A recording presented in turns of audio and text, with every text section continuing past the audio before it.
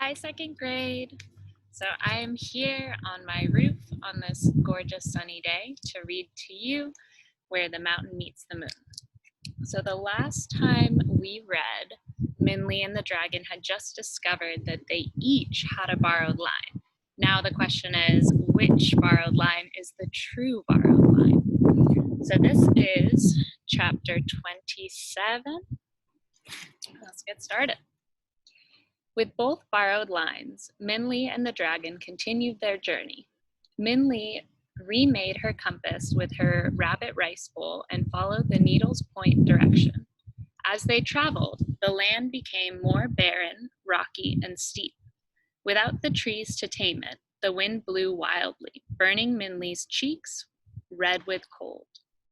The icy air shoved and pushed them, as if trying to keep them back.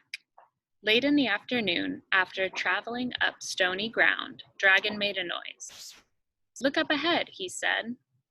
Far ahead of them seemed to be a bright spot of yellow. Against the gray landscape, it seemed like a fallen piece of gold. "Is it a forest? Trees with yellow leaves?" Minli asked. Then she looked at the gray stones surrounding them. But what trees could grow here? "I think there is a village," Dragon said, squinting his eyes. "If there is, we can get you some warmer clothes." Even though the cold hadn't bothered the dragon, he had noticed her shivering. "We won't reach it before night," Minli said, "but I think there's a cave up ahead. Let's stay there for the night, and tomorrow we'll try to reach the village or whatever it is." The dragon agreed, and they made camp in the cave. The king's supply of traveling cakes saved her and Dragon from hunger, but Minli wished for the thick silk blanket. Even in the shelter of the cave, away from the wind, the earth was stark and cold. Minli built a fire as quickly as she could and sighed as its warmth slowly heated the air. But that night, Minli could not fall asleep. Even with the dragon snoring behind her, the fire crackling, and her blanket around her shoulders, her eyes did not close. Like the stone dust that the wind blew, thoughts kept circling in her head. She kept thinking about Ma and Ba and the orphan buffalo boy.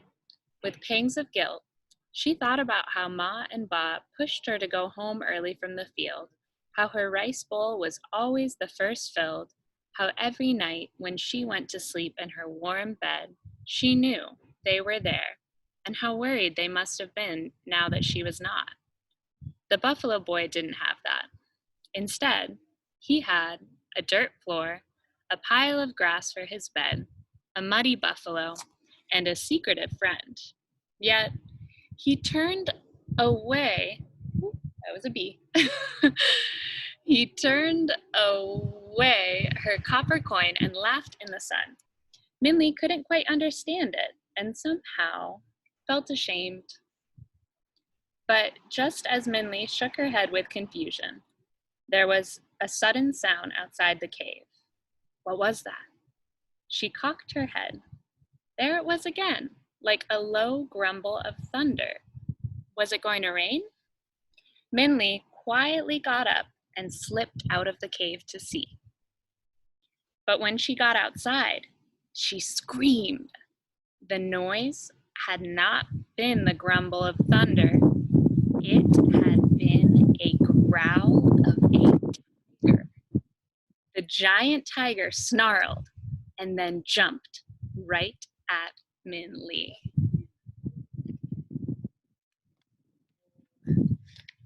I'm sorry to leave you guys with that cliffhanger, but that is the end of chapter 27. Guess we'll have to wait and find out how Minli is going to get away from this tiger. Thanks so much for reading with me today. Bye, Second West.